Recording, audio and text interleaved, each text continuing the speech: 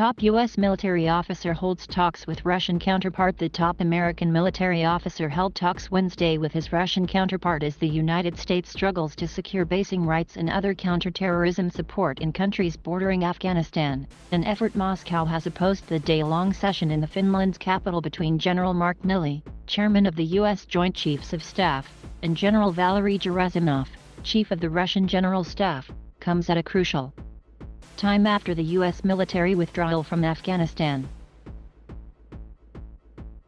Without troops on the ground, the U.S. needs to reach more basing, intelligence sharing, and other agreements to help monitor al-Qaeda and Islamic State militants in Afghanistan. Russia's Deputy Foreign Minister, Sergei Ryabkov, had said in July that Moscow warned the U.S. that any deployment of American troops in countries neighboring Afghanistan is unacceptable. He said Russia told the U.S. in a direct and straightforward way that it would change a lot of things, not only in our perceptions of what's going on in that important region, but also in our relations with the United States. Ryabkov also said that Russia had a frank talk with the Central Asian countries to warn them not to allow U.S. troops within their borders. Milley declined to provide details of the meeting to reporters traveling with him to Helsinki. His spokesman, Colonel Dave Butler, said the meeting would last all day and is military-focused. Both sides seek increased transparency to reduce misunderstanding and increase stability, Butler said. The meeting is serious. Both generals display mutual respect for each other, though both have taken opportunity to quip or joke on occasion. Both sides agreed not to disclose details of the talks, as has been the practice in previous meetings and calls.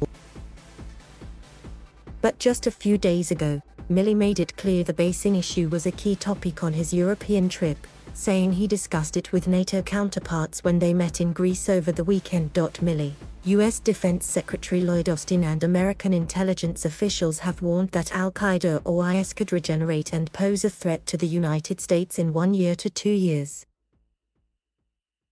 U.S. military leaders have said they can conduct counterterrorism surveillance and, if necessary, strikes in Afghanistan from military assets based in other countries. But they acknowledge that surveillance flights from bases in the Persian Gulf are long and provide limited time in the air over Afghanistan. So the US and allies want basing agreements, overflight rights, and increased intelligence sharing with nations closer to Afghanistan, such as Uzbekistan, Kyrgyzstan or Tajikistan. So far there are no indications of any progress.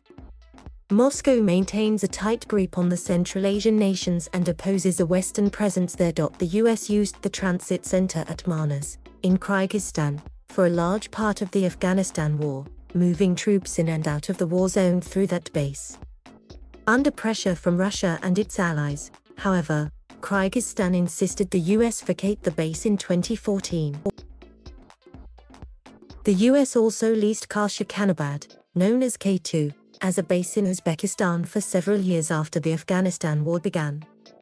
Uzbekistan ordered the base closed in 2005 amid tensions with Washington, and the Defense Ministry reaffirmed in May that the country's constitution and military doctrine rule out the presence of foreign troops there. It's unclear whether there is any potential for negotiations with the Russians to encourage them to lessen their objections to US or allied presence in the region.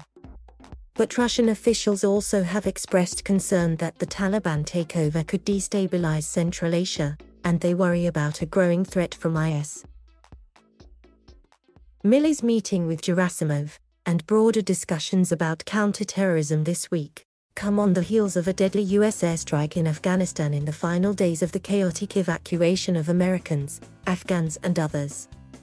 The US initially claimed the drone strike killed an Islamic extremist looking to attack the Kabul airport, but now says it was a mistake that killed 10 civilians, including 7 children. The incident triggered questions about the future use of drone strikes to target terrorists in Afghanistan from beyond the country. But General Frank McKenzie, head of US Central Command, said that while that airstrike was a tragic mistake, it was not comparable to future counter-terror strikes. Thank you for watching. Please subscribe